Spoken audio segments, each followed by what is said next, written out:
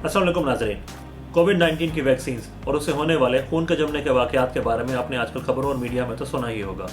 ये बहुत ख़तरनाक लेकिन अहम डेवलपमेंट है जिसके बारे में हमें जानना चाहिए। एस्ट्राज़ेनेका की वैक्सीन, जिसे यूनिवर्सिटी ऑफ ऑक्सफोर्ड के इश्तराक के साथ बनाया गया था, उस वैक्सीन पर यूरोपियन यूनियन और दीगर कई ममालिक ने पाबंदी आयद कर दी है। और इसी तरह हाल ही में यूएस में भी जॉनसन एंड जॉनसन की वैक्सीन के रोल आउट को रोक दिया गया है, क्योंकि उसके साथ भी खतरा एसोसिएटेड है कि उसकी वजह से भी ब्लड क्लॉट बन रहे हैं। तो आज के प्रोग्राम में हम ये समझने की कोशिश करेंगे कि ब्लड क्लॉट्स बनते कैसे हैं और क्या वाकई में इनका वैक्सीन से ताल्लुक है भी या नहीं।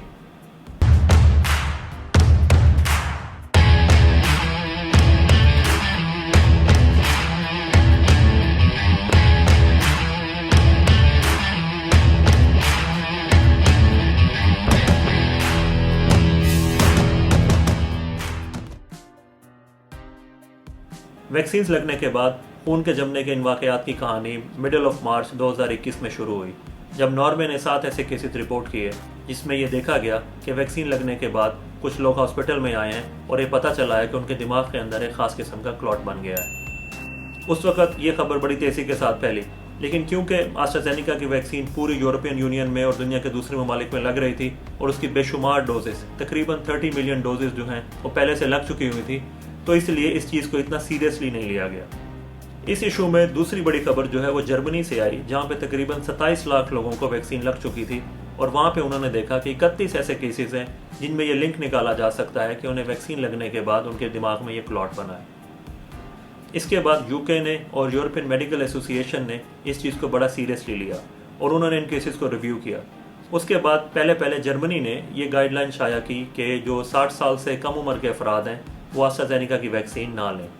इसी तरह जर्मनी को फॉलो करते हुए दूसरे मुल्कों ने, जिनमें कनाडा, ऑस्ट्रेलिया शामिल हैं, उन्होंने भी अपनी गाइडलाइंस को चेंज कर दिया। इसी तरह यूके ने खुद भी इस बात को एक्सेप्ट किया और वहाँ पे भी 7 ऐसे केसेस पब्लिश हुए, जो कि न्यू इंग्लैंड जर्नल में अभी रिसेंटली एक पेपर आया है। उसमें उन्होंने इस चीज़ का लिंक देखा है कि वैक्सीन लगने के बाद एक ख़ास किस्म का रिएक्शन हुआ है, जिस पर हम आगे जाके बात करेंगे, जिसकी वजह से लोगों के दिमाग में एक क्लॉट बना है। इसके बाद यूके ने भी जो है अपनी गाइडलाइंस चेंज की और उन्होंने कहा कि जो लोग 30 साल से कम उम्र के हैं उन्हें हम ऑप्शन देंगे कि वो एस्ट्राज़ेनेका के अलावा कोई और वैक्सीन लगवा लें। लेकिन उन्होंने इस बात पर जोर दिया कि जो लोग 60 साल की उम्र से ज़्यादा हैं उन्हें ये वैक्सीन ज़रूर लगवानी चाहिए और जिन्हें पहली डोज मिल गई है तो दूसरी डोज भी लें। अभी रिसेंटली कुछ ही दिन पहले यूएस में ये रिपोर्ट आई कि जॉनसन एंड जॉनसन की वैक्सीन जो है उसकी वजह से भी जो है दिमाग में खून के क्लॉट बन रहे हैं। ये पहला पेपर जो था ये 9 अप्रैल को ये भी new England journal of medicine में पब्लिश हुआ और उसमें उन्होंने देखा कि 70 लाख केसेस जिन्हें यूएस में जॉनसन एंड जॉनसन की वैक्सीन लग चुकी है, उनमें से 6 ऐसे केसेस हैं जिनमें ये क्लॉट बना है। उसके बाद अमेरिका ने भी कॉशन लेते हुए जॉनसन एंड जॉनसन के रोल आउट को जो है वो रोक दिया। इसी तरह दूसरे मुल्कों से भी रिपोर्टें आ रही हैं जहाँ पर ये वाक़यात देखे गए हैं कि इंसानों के दिमाग के अंदर खून का एक क्लॉट बन रहा है, ख़ास तौर पर वो लोग जिन्होंने एस्ट्राज़ेनेका या जॉनसन एंड जॉनसन की वैक्सीन ली है। इसके बाद CDC ने, WHO ने भी अपनी गाइडलाइंस तब्दील की हैं और उन्होंने इस ख़ास किस्म के क्लॉट को वैक्सीन के वेरी रेयर साइड इफ़ेक्ट्स में शामिल किया है। वेरी रेयर का मतलब ये है कि अभी तक ये क्लॉट जो है लाख लोगों में से सिर्फ एक में देखा जा रहा है। जबकि मैं आपको एक बात बताता चलूँ कि सालाना जो है क्लॉट बनने की केसेस की तादाद पूरी दुनिया में जो है 1 in 1000 होती है,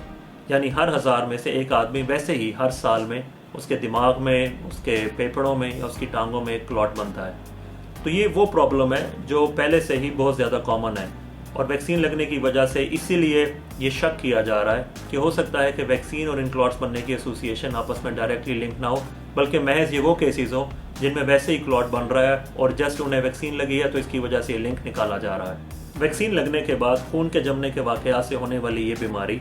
इसे एक नाम दे दिया गया है। इसे vaccine induced immune thrombotic thrombocytopenia कहते हैं, यानी वैक्सीन लगने के बाद खून का जमना और प्लेटलेट्स का कम होना। ये बीमारी जो है इस तरह से यूनिक है कि इसमें जो खून के क्लॉट बन रहे हैं वो दिमाग के ऐसे हिस्सों में बनते हैं जहाँ पे पहले दूसरी बीमारियाँ जो हैं उनकी वजह से खून का क्लॉट नहीं बनता। जो डॉक्टर लोग हैं उनके लिए मैं बताना चाहता हूँ कि सेरिब्रल वेन के अंदर जाकर थ्रोम्बोसिस होती है। यही वजह है कि इसमें जो सर में दर्द होने के सिम्टम है या ब्लरी विजन के जो सिम्टम है वो सामने आते हैं। दूसरी अहम बात, जैसा कि हम पहले मेंशन कर चुके हैं, कि इंसान के जिस्म के अंदर जब कोई कट लगता है, जब कोई ज़ख़म आता है, तो प्लेटलेट्स जो है वहाँ जाकर इकट्ठे होते हैं और वहाँ पे एक क्लॉट बनाते हैं जिसकी वजह से ब्लीडिंग रुक जाती है। और जब क्लॉटिंग होती है तो इसका मतलब ये है कि हमारे जिस्म के अंदर प्लेटलेट्स की तादाद जो है वो बढ़ गई है। इसी वजह से जो है हार्ट अटैक होता है, इसी वजह से जो है टांगों के अंदर खून जमता है और इसी वजह से जो है ये खून ट्रांसफ़र होकर जिस्म के दूसरे हिस्सों में जाता है। कभी स्ट्रोक कर देता है, कभी पल्मोनरी एम्बोलिज्म कर देता है, जिसकी वजह से इंसानों की हलाकत होती है। लेकिन इस बीमारी के अंदर एक ख़ास चीज़ ये देखी गई है कि इसमें जो प्लेटलेट्स की तादाद है वो भी कम है, जिसको अभी समझने की ज़रूरत है। तीसरी अहम चीज़ जो भी रिसेंटली कल या परसों पेपर आया उसके अंदर उन्होंने देखा है कि इसको आप इजीली डायग्नोज कर सकते हैं। यानी वैक्सीन लगने के बाद अगर कोई पेशेंट आपके पास आता है 6 से 21 दिन के दौरान और वो कंप्लेन करता है कि उसके सर में दर्द है जो ठीक नहीं हो रहा, या उसकी जो आई साइट है वो धुंधला रही है, या उसके पेट में दर्द है, तो आप एक टेस्ट कर सकते हैं जो कि प्लेटलेट फैक्टर 4 के अगेंस्ट एंटीबॉडीज़ हैं। अगर आपको एंटीबॉडीज़ मिलती हैं और पता चलता है कि पेशेंट ने वैक्सीन ली हुई है तो आपको जो है ये डायग्नोसिस पर गौर करना चाहिए। इसके ट्रीटमेंट के बारे में अभी तक डिबेट चल रही है, लेकिन जो इनिशियल अगर केसेस ऐसे आ रहे हैं तो उसमें ये रिकमेंड किया जा रहा है कि आप प्लेटलेट्स की ट्रांसफ्यूजन ना करें, क्योंकि प्लेटलेट्स वैसे तो कम है लेकिन अगर आप इसमें प्लेटलेट्स देंगे तो वो क्लॉट को बढ़ाने में और ज़्यादा मदद देंगे, उनसे वैसे कोई फ़ायदा नहीं होगा। इसके लिए जो है अभी तक जो दवाई तजवीज़ की जा रही है वो ये है कि आप हेपरिन, जो खून को पतला करने की दवाई है, वो इस्तेमाल बिल्कुल ना करें, क्योंकि इसकी पिक्चर जो है वो बिल्कुल उस तरह है, उन लोगों की तरह है जिनमें हेपरिन की वजह से एक ख़ास किस्म का एलर्जिक रिएक्शन होता है और उसमें ब्लड क्लॉट बनते हैं और प्लेटलेट्स जो हैं वो लो हो जाते हैं। इसे हिट कहते हैं, हेपरिन इंड्यूस्ड थ्रोम्बोसाइटोपिनिया। और इसमें एक और चीज़ रिकमेंड की जा रही है जो कि IVIG है, यानी आप इम्यूनोग्लोबुलिन्स का इंजेक्शन लगाएं। और अभी तक कुछ मरीज़ जिनकी हालत बेहतर हुई है वो इसी वजह से हुई है कि उनमें IVIG टाइम पर मिल गई थी। अब हमें देखना ये है कि क्या ये वाकई में इस बीमारी की जो एसोसिएशन है वो वैक्सीन के साथ है कि नहीं। इस सिलसिले में मैं कुछ बातें हैं जो आपके साथ शेयर करना चाहता हूँ, और कुछ हतमी बात हम अभी नहीं कर सकते क्योंकि ये भी बिल्कुल पिछले हफ्ते जो है इस बीमारी का नाम और इसका जो है क्लिनिकल पिक्चर हमारे सामने आई है। पहली बात तो देखने की ये है कि ये जो ख़ास किस्म के क्लॉट बनते हैं इंसान के दिमाग की वेन के अंदर, इनका जो इंसिडेंस है, यानी इनकी जो तादाद है एक पॉपुलेशन के अंदर हर साल में, वो अभी उतनी ही है जितनी आम हालात में होती है। यानी वैक्सीन के लगने के दौरान, यानी अगर आप इस साल के दौरान या पिछले जब से वैक्सीन स्टार्ट हुई है उस वक्त से लेके अब तक इन केसेस की तादाद देखें तो ये दुनिया में उतनी ही है जितनी वैक्सीन लगने से, वैक्सीन आने से पहले थी। तो इसीलिए अभी तक ये बात क्लियरली नहीं की जा सकती कि इन क्लॉट्स के बनने का जो ताल्लुक है वो डायरेक्टली वैक्सीन के साथ है। हो सकता है कि नॉर्मल पॉपुलेशन में उसी तरह प्रेजेंट हो रहे हों, अभी वैक्सीन की वजह से इनका इंसिडेंस ज़्यादा ना हुआ। दूसरी बात जो एक नज़रिया है जिसके बारे में सोचा जा रहा है और जो बड़ी ऑब्वियस सी बात है वो ये है कि पहले जो है ये क्लॉट्स एस्ट्राजेनिका की वजह से बन रहे थे, और एस्ट्राजेनिका की वैक्सीन को अगर आप देखें तो mRNA वैक्सीन से थोड़ी सी डिफरेंट है, क्योंकि उसके अंदर एक कैरियर वायरस इस्तेमाल होता है जो कि हमारे जिस्म के अंदर mRNA को लेकर जाता है। अब सारी डिबेट जो है वो उस कैरियर की है कि वो बेसिकली एक एडिनो वायरस है जो कि चिंपैंजी से लिया गया है, बंदरों से लिया हुआ एक एडिनो वायरस है जो कि इंसानों में ज़्यादा शिद्दत की बीमारी पैदा नहीं करता, अगर वो एक्टिवेट हो भी जाए तो वो फ्लू पैदा करता है। तो उस कैरियर को सोचा जा रहा है कि कहीं वो कैरियर जो है इंसान के जिस्म के अंदर जाकर ऐसा मुदाफ़ियाती अमल स्टार्ट करता है जिसकी वजह से ये ख़ास किस्म का जो क्लॉट है दिमाग में बनता है। और इस चीज़ को सपोर्ट करने के लिए दूसरा एविडेंस है, ये अब जॉनसन एंड जॉनसन की वैक्सीन से आया है कि जॉनसन एंड जॉनसन की वैक्सीन और एस्ट्राजेनिका की वैक्सीन, इन दोनों का जो है बनने का तरीका है वो बिल्कुल एक जैसा है। ये दोनों जो है वायरल वेक्टर को यूज़ करती हैं। तो इसलिए ये बात सोचना कि हो सकता है कि ये प्रॉब्लम जो है वायरल वेक्टर की वजह से हो जो इंसान के जिस्म के अंदर जीन पहुंचाने के लिए इस्तेमाल किया जा रहा है, तो इसके काफ़ी ज़्यादा चांसेस हैं। और ख़ास तौर पे उस वक्त के जब ये केसेस mRNA वैक्सीन के साथ देखने को नहीं मिल रहे, तो मेरे ख्याल से ये एक अच्छा कंक्लूजन है जिस पर गौर करना चाहिए। लेकिन अभी ये प्रोग्राम रिकॉर्ड करने से पहले मैं देख रहा था तो new England journal of medicine की अपडेट आई है, और वहाँ पर जो है जॉनसन एंड जॉनसन की वैक्सीन के जो साइंटिस्ट हैं उन्होंने ये कोरेस्पोंडेंस लिखी है और उन्होंने ये बात क्लियरली की है कि आप हमारी वैक्सीन को क्लॉट के साथ एसोसिएट ना करें, क्योंकि एस्ट्राजेनिका के अंदर जो वेक्टर इस्तेमाल होता है वो चिंपैंजीज में से लिया हुआ एडिनो वायरस है, लेकिन जो जॉनसन एंड जॉनसन की वैक्सीन है उसमें जो वायरल वेक्टर इस्तेमाल होता है वो ह्यूमन एडिनो वायरस है। तो उनका क्लेम ये था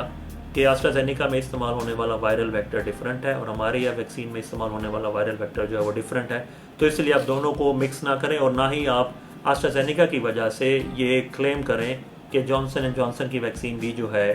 वो ब्लड क्लॉट करा रही है, क्योंकि जॉनसन एंड जॉनसन की वैक्सीन के साथ अभी जो एसोसिएशन है वो साबित नहीं हुई। तीसरी अहम बात यह है कि ये भी सोचा जा रहा है कि जिस तरह इन वैक्सीन्स के अंदर जो इन वायरसेस हैं इन्हें इनएक्टिवेट यानी मुर्दा मारा जाता है या इनएक्टिवेट किया जाता है, तो हो सकता है उन केमिकल्स की वजह से, या फिर जिस तरह ये वैक्सीन स्टोर की जाती है तो उसके लिए भी ख़ास केमिकल इस्तेमाल किए जाते हैं, तो उनकी वजह से कोई ऐसा एलर्जिक रिएक्शन है जो इंसानी जिस्म में हो रहा है। लेकिन अभी तक कोई भी बात साइंटिफिकली प्रूवन नहीं है, कोई भी बात हमारी पहले से जो हमारे पास नॉलेज है उसके लाइन में फिट नहीं हो रही। इसमें लाजमन कोई ना कोई मिसिंग लिंक है। और एक और बात जो मैं सोच रहा था वो ये है कि क्योंकि बहुत ज़्यादा केसेस जो हैं ये फीमेल्स में आए हैं जो कि 50 साल से उनकी उम्र कम है, और यूरोप में और यूके में जो है ख़ास तौर पे ख़वातीन में कॉन्ट्रासेप्टिव पिल्स यानी माने हमल के लिए जो दवाइयाँ ली जाती हैं वो ज़्यादा कॉमनली ली जाती हैं बनिस्बत हमारी सोसाइटीज़ के, और उनकी वजह से खून के गाढ़ा होने के जो चांसेस हैं वो बढ़ जाते हैं। They are at high risk of thrombosis. तो इसी वजह से ये भी पॉसिबल है कि ये सिर्फ उन्हीं लोगों में हो रहा हो जो फीमेल्स में हो रहा हो जो कॉन्ट्रासेप्टिव पिल्स लेती हैं। लेकिन अगेन अभी तक ये इमर्जिंग टॉपिक है, अभी 1 हफ़्ता हुआ है इसकी सारी स्टडीज़ को आए हुए, तो अभी इसके बारे में जो है हमें मज़ीद इन्फॉर्मेशन चाहिए। लेकिन अभी अगर इसे ओवरऑल देखा जाए तो इससे नुकसान जो है वो क्या हुआ है, नुकसान बहुत ज़्यादा हुआ है, क्योंकि आपने अगर हमारी पुरानी वीडियो सुनी हो तो हमने देखा है कि आपने देखा होगा कि एस्ट्राजेनेका की वैक्सीन के बारे में मैंने बात की थी कि एस्ट्राजेनेका वैक्सीन जो है वो ग्लोबल रिस्पॉन्स का इस कोरोना वायरस के ख़िलाफ़ एक बहुत बड़ा हिस्सा है। एस्ट्राजेनेका वैक्सीन की 2 डोजेज़ हैं, ये फ्रिज के अंदर 4 डिग्री सेंटीग्रेड के अंदर स्टोर करके पूरी दुनिया में ट्रांसफ़र की जा सकती है, ये जिस तरह बाकी वैक्सीन जो है हमारी ट्रांसफ़र होती हैं। और ख़ास तौर पर WHO ने और कोवैक्स ने जो है एस्ट्राजेनेका की वैक्सीन को शुरू में ही सिलेक्ट कर लिया था, क्योंकि उन्हें उम्मीद थी कि ये ऑक्सफोर्ड यूनिवर्सिटी ने बनाई है तो ये एक अच्छी वैक्सीन होगी, और इसीलिए उन्होंने डिसाइड किया था कि हम मिडिल इनकम कंट्रीज़ और लो इनकम कंट्रीज़ में हम खुद एस्ट्राजेनेका को जो है पहुंचाएंगे। और पूरी दुनिया में एक्सपेक्ट ये किया जा रहा था कि एस्ट्राजेनेका की वैक्सीन जो है वो ज़्यादातर ममालिक में जाएगी और ये हमारे कोरोना वायरस के ख़िलाफ़ जो रिस्पॉन्स है उसमें बड़ा अहम रोल अदा करेगी। लेकिन अभी क्योंकि सिचुएशन ख़राब है तो बहुत ज़्यादा डैमेज हुआ है एस्ट्राजेनेका की रेपुटेशन को, इससे वैक्सीन हेसिटेंसी बढ़ रही है। लोगों में पहले ही सास्ती नज़रियात बहुत ज़्यादा कॉमन थे और लोग पहले ही वैक्सीन नहीं लेना चाह रहे थे, ऊपर से इस तरह की खबरों की वजह से मिडिल इनकम और लोअर इनकम कंट्रीज़ को बहुत ज़्यादा नुकसान हुआ है। जॉनसन एंड जॉनसन की बात करें तो हमने जब कंपैरिजन की वीडियो बनाई थी तो मैंने उसके एंड पे अपना कंक्लूजन दिया था कि जॉनसन एंड जॉनसन की वैक्सीन जो क्वालिटीज़ हैं एक आइडियल वैक्सीन की, सबसे ज़्यादा क्वालिटीज़ जो हैं वो जॉनसन एंड जॉनसन की वैक्सीन में हैं। सिंगल डोज है ये भी वायरल वेक्टर है, क्योंकि वायरल वेक्टर की वैक्सीन जो हैं पहले भी इस्तेमाल होती आई हैं। एक और अहम बात ये थी कि आप इसे 4 डिग्री सेंटीग्रेड पे फ्रिज में स्टोर करके पूरी दुनिया में ट्रांसफ़र कर सकते हैं। बूढ़े लोगों के लिए, नर्सिंग होम में मौजूद लोगों के लिए ये एक बहुत ही ज़बरदस्त ड्रग थी कि आप गाड़ी जो है डॉक्टर्स की या हेल्थ केयर वर्कर्स की जाए नर्सिंग होम में, वहाँ पे सबको सिंगल शॉट लगाए और उसके बाद वापस आ जाए। दैट्स इट, इसमें दूसरी डोज की ज़रूरत नहीं है, फॉलो अप की ज़रूरत नहीं है। तो जॉनसन एंड जॉनसन, लेकिन इसकी अहम बात यह है कि सिर्फ अभी तक ज़्यादातर इसकी जो डोजेज़ हैं वो US में लगी थी 7 मिलियन के करीब, और US में जो है वैक्सीन की कैंपेन को बहुत ज़्यादा नुकसान पहुँचा। जॉनसन एंड जॉनसन ने वादा किया हुआ था कि इस साल के मिड तक जो है वो 100 मिलियन डोजेज़ जो है अमेरिका में देंगे, जो कि अमेरिका की 1/3 पॉपुलेशन के बराबर है। लेकिन इससे पहले जॉनसन जॉनसन को एक और नुकसान भी हुआ जब उन्हें अपनी 5 मिलियन के करीब जो है डोजेज़ वो ज़ाया करनी पड़ी हैं, क्योंकि कोई एरर आ गया था उनकी मैन्युफैक्चरिंग में। तो इस वजह से अमेरिका के अंदर जो वैक्सीन का रिस्पॉन्स है उससे काफ़ी शदीद धचका पहुँचा है। एस्ट्राजेनेका की वैक्सीन मैं यहाँ पे आपको बताता चलूँ कि अभी तक उसे US में अप्रूवल नहीं मिली। अमेरिका में फाइज़र, मॉडर्ना और जॉनसन एंड जॉनसन ही लग रही थी, और उसके बाद अभी नोवावैक्स की जो है बारी आने वाली है। तो इस लिहाज से ग्लोबल रिस्पॉन्स के हिसाब से और ख़ास तौर पे अभी जो दुनिया के हालात हैं और कोरोना वायरस की जो तीसरी वेव है पूरी दुनिया में फैल रही है, ऐसे हालात में 2 ऐसी बड़ी वैक्सीन्स के ख़िलाफ़ एविडेंस बिल्ड होना या उनके साइड इफ़ेक्ट्स का सामने आना, ये ओवरऑल वैक्सीन कैंपेन के लिहाज से सही नहीं है। लेकिन ये एक्सपेक्टेड था, ये बात पहले से की जा रही थी कि जब हम स्टडी करते हैं, क्लिनिकल ट्रायल करते हैं, तो उसमें हम हज़ारों लोगों को जैसे वैक्सीन दी जाती है, 75,000 थे मेरा ख्याल से एस्ट्राजेनेका के लिए, 35,000 2 ग्रुप्स में थे, जॉनसन एंड जॉनसन के लिए भी इसी तरह 40,000 के करीब लोग थे। लेकिन क्योंकि वैक्सीन के साइड इफ़ेक्ट्स बहुत रेयर हैं जब मिलियंस में बात जाती है तो उसके बाद ये वैक्सीन के साइड इफ़ेक्ट्स जो हैं वो सामने आते हैं। और ख़ास तौर पे अभी मैं एक बात फिर दोबारा आपको ज़ोर देकर बता दूं कि ये वेरी रेयर साइड इफ़ेक्ट्स में से आता है, ये कॉमन साइड इफ़ेक्ट्स में नहीं है। अगर आप ओवरऑल एवरेज देखें तो अभी तक जो है 4 केसेस हैं हर मिलियन के अंदर जिनमें जो है ये प्रॉब्लम नज़र आ रहा है। लेकिन अगर आप इसे कंपेयर करें कोरोना वायरस के साथ, जिसमें कोरोना वायरस की वजह से जो खून के जमने के वाक़यात हैं वो हर 100 में से तकरीबन 16 लोगों को होते हैं। तो एक तरफ जो है 4 इन अ मिलियन है, 10 लाख में से 4 लोग, और एक तरफ जो है 100 में से 16 लोग। तो आप देख लें कि जो रिस्क और बेनिफिट है वो किस तरफ जाता है। अगर आप वैक्सीन नहीं लेंगे और आपको कोरोना वायरस खुदा न खास्ता हो जाता है तो हर 100 में से 16 लोग ऐसे होंगे जिनमें ये क्लॉट बन सकते हैं। अगर आप वैक्सीन ले लेंगे तो आप अल्लाह ताला से दुआ करें तो 1 इन अ मिलियन जो है चांसेस बहुत कम है। और हो सकता है, और अभी तक हम ये बात बिल्कुल क्लियरली नहीं कह सकते कि ये जो क्लॉट बनने के वाक़यात हैं ये ख़ास तौर पर वैक्सीन की वजह से ही हैं। वैक्सीन्स के साइड इफ़ेक्ट्स अभी और भी सामने आएंगे, अभी ये सिलसिला आगे चलेगा, दूसरी वैक्सीन्स के भी साइड इफ़ेक्ट्स हमें पता चलेंगे। और ये जैसे मैंने आपको पहले कहा है कि ये एक्सपेक्टेड है, लेकिन इसका बिल्कुल भी ये मतलब नहीं है कि हम जो है वैक्सीन हेसिटेंसी का शिकार हों, हम लोग वैक्सीन ना लगवाएं, या हम किसी को ये रिकमेंड करें कि आप अभी वेट करें और वैक्सीन बाद में लगवा लें। क्योंकि कोरोना वायरस की जो भी नई वेव्स हैं वो बहुत ज़्यादा ख़तरनाक हैं। वो ख़ास तौर पर उन वेरिएंट्स की वजह से हैं जो ज़्यादा तेज़ी से फैलते हैं और ज़्यादा शिद्दत वाली बीमारी पैदा करते हैं। कोरोना वायरस की जो वैक्सीन्स हैं इनके मुतालिक साइड इफ़ेक्ट्स का आना एक तरफ से ये अच्छी बात भी है। यहाँ से आपको पता चलता है कि साइंस और डॉक्टर कम्युनिटी जो है वो काम कितना ट्रांसपेरेंटली करती है। जो लोग सियासी नज़रियात पे बिलीव करते हैं, जो लोग वैक्सीन लगवाने पे बिलीव नहीं करते, उनके लिए ये बिल्कुल एक क्लियर एविडेंस है कि अगर इसमें कोई भी अगर इंटेंशन अच्छी ना होती, अगर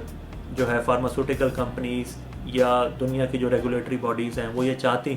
कि लोग वैक्सीन लगवाएं और उनकी ये साजिश का, किसी भी साजिश का ये हिस्सा होती, तो वो इतना क्लियरली ये सारे साइड इफ़ेक्ट्स और ये सारे प्रॉब्लम्स आपके सामने हाईलाइट ना होते, बल्कि इन्हें अंडर दी टेबल कवर कर लिया जाता। तो इसीलिए साइंस इसी तरह काम करती है, क्योंकि जितना आप ट्रांसपेरेंटली लोगों के साथ कम्युनिकेट करेंगे उतना ज़्यादा जो है उनका ट्रस्ट डेवलप होगा। तो ये भी स्टोरी डेवलप हो रही है, हम आपके पास मज़ीद इन्फॉर्मेशन लेकर आएंगे। अपना ख्याल रखें। ख़ास तौर पे आपसे एक बार फिर रिक्वेस्ट करना चाहूँगा कि आपको जो भी वैक्सीन अवेलेबल है आपके मुल्क में, आपके